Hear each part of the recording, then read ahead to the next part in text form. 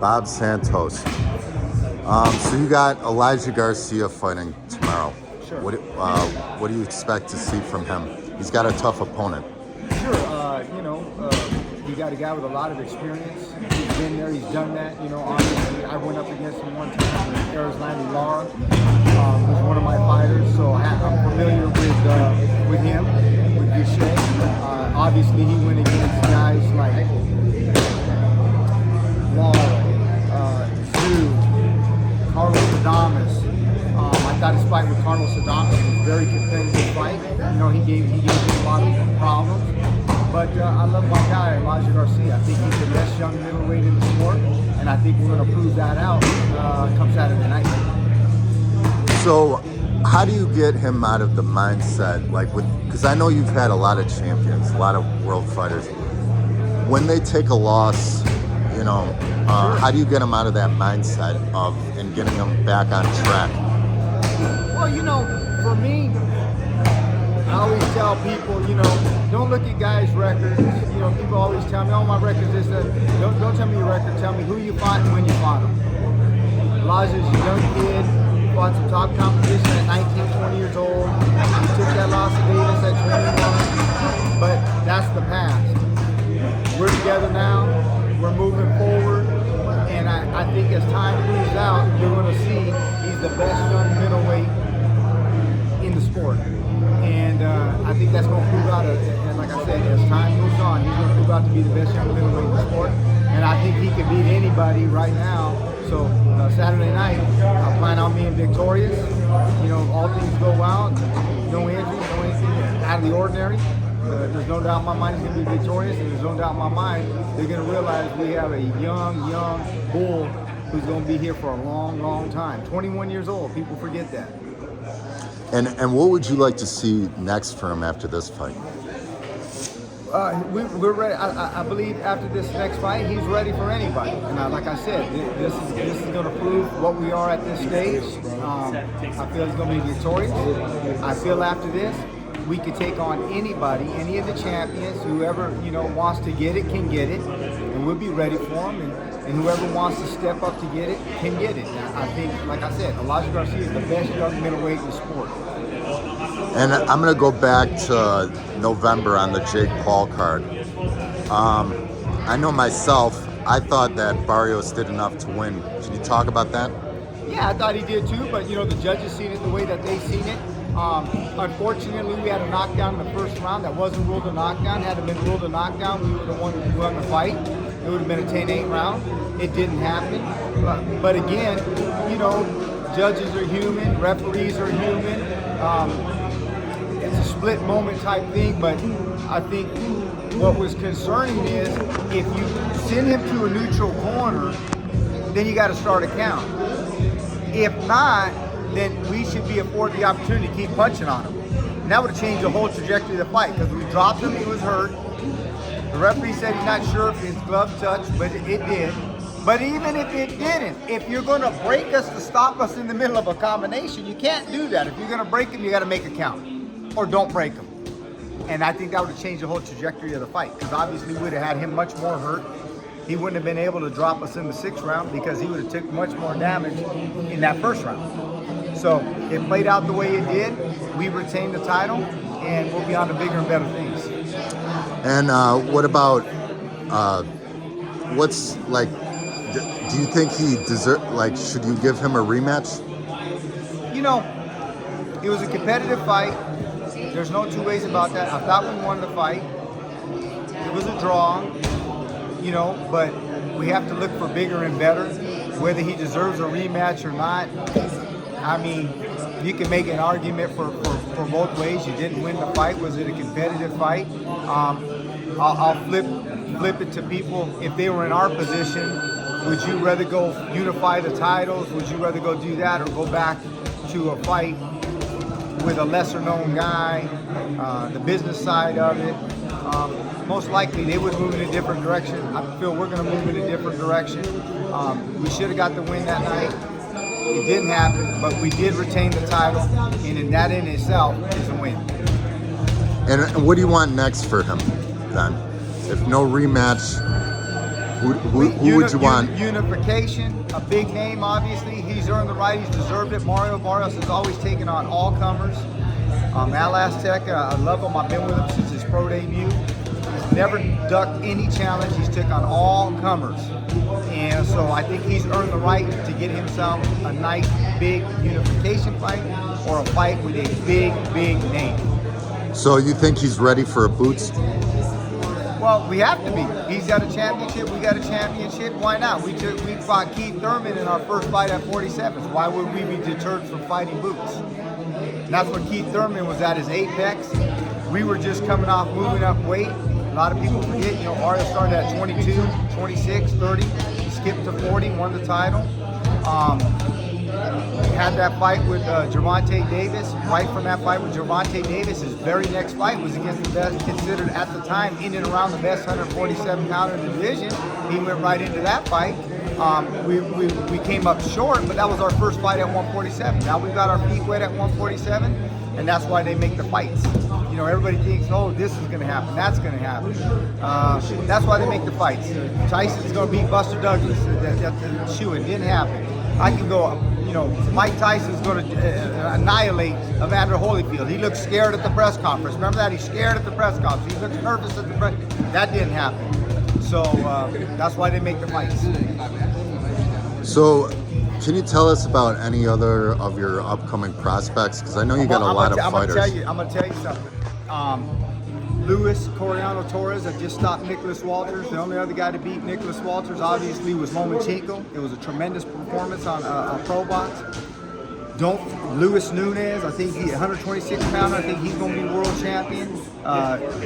He had a tremendous performance just on pro box not too long ago. The guy won many fights on Showbox, fights on Showtime against undefeated guys. Just hasn't got his opportunity. And don't forget about the pro brothers. I tell everybody, my two Cuban Olympic heavyweights. You got Danier the Fear Perro. Unbelievable.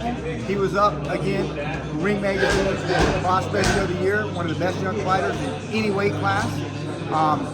So that tells you in and of itself, the type of year he had 5 knockouts, 5 fights. We've had a plethora of opponents, for career high paydays that don't want to get in the ring with him. You can't force people to get in the ring, so I think that speaks volumes about him.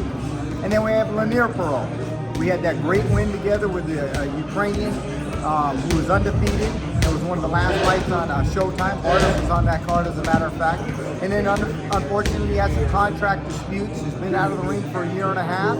But now he's with Amari Pedro, who's going to be guiding the ship for him, out of the Creed Royale. Works closely with Louis Cubas Jr., works closely with Eddie Hearn. So we're going to see where that goes. And he'll be fighting coming up here soon, April 18th, and get his feet wet, and then we're going to go from there and take on all challengers. So we got the 2 Cuban Olympic heavyweights. I call them the Cuban Klitschko's. And speaking of Cuban fighters, David Morrell, where do you go with him next? You know what? I think he's up for any challenge. He proved in that fight that he's at that level. He came up a bit short. Benavidez did what he had to do. I think he'll gain experience from that fight. But, I love David Benavidez. He's a hell of a fighter. Take nothing away from him. He won the fight. He did what he had to do. But if you take the roles and take Benavidez in his 11th pro fight, and say Morrell had 28 pro fights, in my honest opinion, he wouldn't even have made the distance. So you put things in perspective. But the fights are the fights. They made the fight. He signed up for the fight. He won clearly. But I think with the experience that Morrell has gotten from that, I think he's only going to get better. And I think he's going to take it to another level. There's some things that he can work on, that he can change. He's got the physicality. He's got the punch. We all seen that he buckled Benavidez in that fight. No one's ever done that to Benavidez that many times in the fight.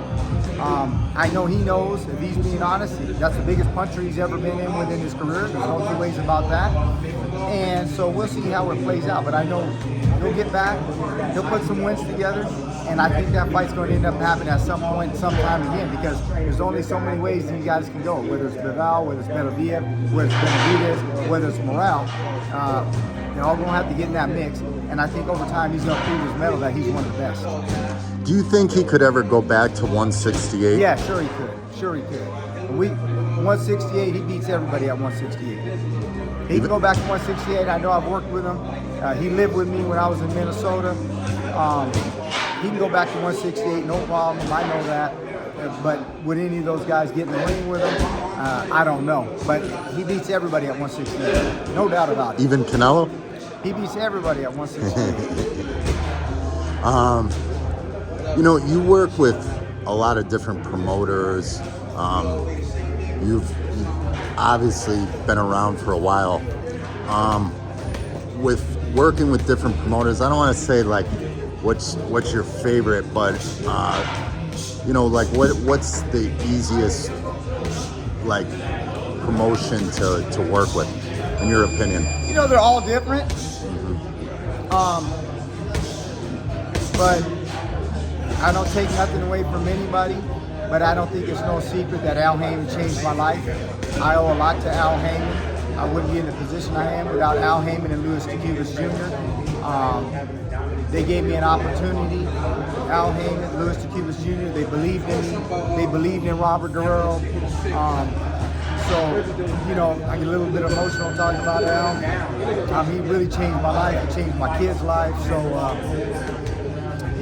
Al Heyman, my friend, that's taking nothing away from a top rank and Bob Arum and Brad Goodman, who's a good friend of mine, who's one of the best in the business, and Bruce Champler. Eric Gomez, I worked with him, you know, for a while with Robert Guerrero, obviously, and Oscar De La Hoya, and I never had problems with them. I never had problems with Top Rank. So I've been fortunate to not have problems with any of those promoters, but and I got big respect for all of them. But obviously, Al's near and dear to my heart for what he did for Robert Guerrero. He changed Robert Guerrero's life. He changed my life. He changed my kids' life. Al Heyman is truly a great man. I know a lot of people think that way about him. There are some guys out there that dislike Al for whatever reason, but I can only speak to what he did for me, and he came through for me in every aspect.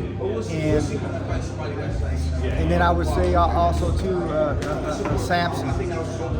You know, I've worked with him very closely.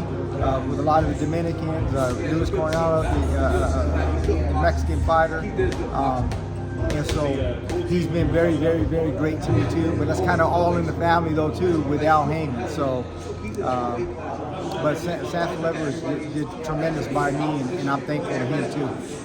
No, that's cool to hear, because I think a lot of times we don't hear much about Al Heyman because he doesn't. You know, I don't want to go too much in detail, but I can tell you this. Outside of boxing,